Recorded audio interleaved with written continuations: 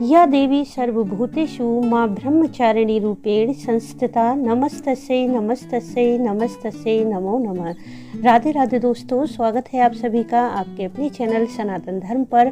दोस्तों, नवरात्र का दूसरा दिन माँ ब्रह्मचारिणी को समर्पित होता है। इस दिन माँ भगवती के दूसरे स्वरूप माँ ब्रह्मचारिणी का पूजन किया जाता है। तो इस वीडियो में मैं आपसे शेयर करने वाली हूँ कि नवरात्र के दूसरे दिन माँ ब्रह्मचारिणी का पूजन कैसे करें, माता का पूजन करते हुए समय माता के स्वरूप का ध्यान कैसे करें, कौन सा मंत्र बोलें जिससे माँ शीघ्र ही प्रसन्न हो जाएं, माँ को भोग में क्या अर्पित करें, और जानेंगे इस दिन कौन सी कथा का श्रवण करने से माँ ब्रह्मचारिणी की असीम कृपा भक्तों को प्राप्त होती है।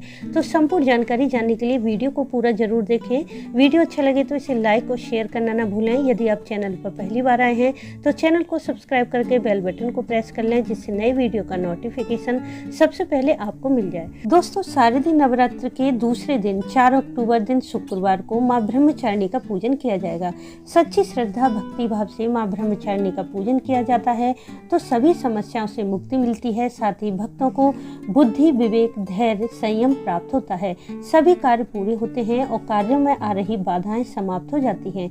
माँ पार्वती ने भगवान शिव को पति रूप में प्राप्त करने के लिए हजारों वर्ष तपस्या की थी। माँ का यही स्वरूप ब्रह्मचारिणी तपस्याचारिणी कहलाया। तो बहुत ही फलदायी है माँ ब्रह्मचारिणी की पूजा। चलिए जान लेते हैं माँ ब्रह्मचारिणी का पूजन कैसे करें। नवरात्र के दूसरे दिन सुबह जल्दी उठकर स्नान आदि से निवृत्त हो जाएं। तत्पश्चात माँ के प्रिय रंग सफेद, पीले या गुलाबी रंग के वस्त्र धारण करें। इसके पश्चात जो चौकी आपने लगाई है उस स्थान पर अपने आसन पर थोड़ा सा गंगा जल छिड़क कर शुद्धिकरण कर लें। शुद्ध घी का दीप प्रज्वलित करके भगवान गणेश का पूजन करें, कलश का पूजन करें। नवग्रह और षोडश मातृका का भी पंचोपचार विधि से पूजन करें, धूप, दीप, अक्षत, पुष्प, रोली, मौली द्वारा।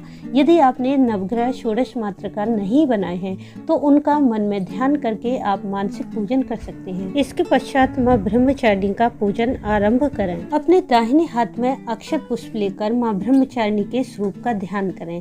माता का स्वरूप कैसा है? माता ब्रह्मचारिणी श्वेत वस्त्र में लिपटी कन्या के रूप में है, जिनके एक हाथ में अष्टदल की माला, दूसरे हाथ में कमंडल है। अक्षमाला और कमंडल धारिणी ब्रह्मचारिणी माँ शास्त्रों के ज्ञान और निगमागम, तंत्र मंत्र आदि से संयुक्त हैं। भक्तों को यह अपनी सर्वज्ञ संपन्न विद्या देकर विजयी बनाती हैं। माता का स्वरूप बहुत ही सादा और भव्य है।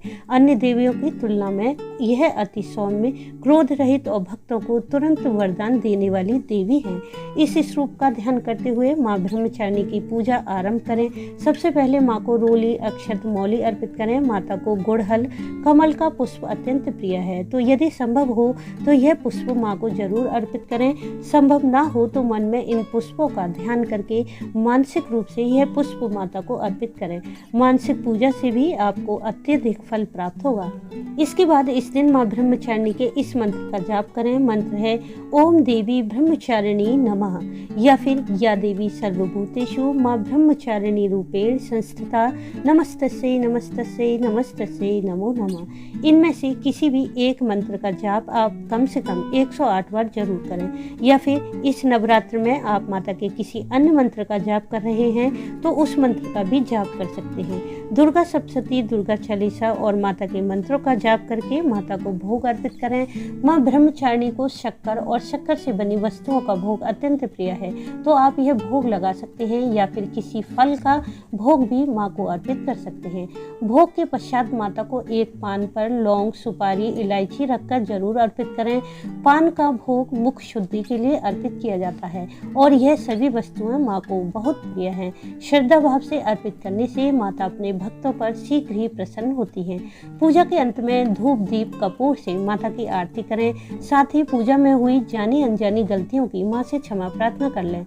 और अब जान लेते हैं माँ ब्रह्मचारिणी की कथा क्या है। पौराणिक मान्यता के अनुसार जब माता हिमालय राज के घर पुत्री के रूप में उत्पन्न हुई थी, तब नारद जी द्वारा दिए गए उपदेश से उन्होंने भगवान शंकर जी को पति रूप में प्राप्त करने के लिए अत्यंत कठोर तपस्या की। इसी कठोर तपस्या के कारण इन्हें ब्रह्मचारिणी नाम से जाना गया।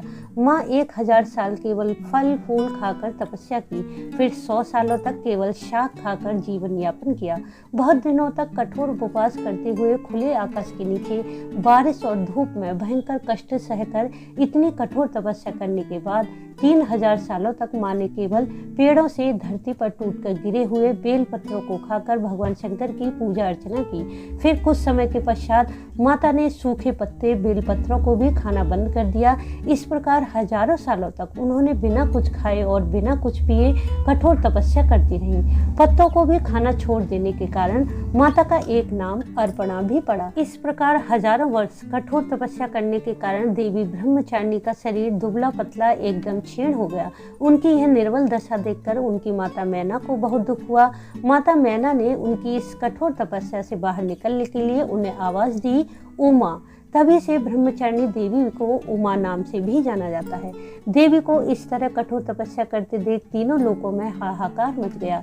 देवता ऋषि मुनि पुण्य आत्माएं सभी देवी ब्रह्मचारिणी की तपस्या की प्रशंसा करने लगे।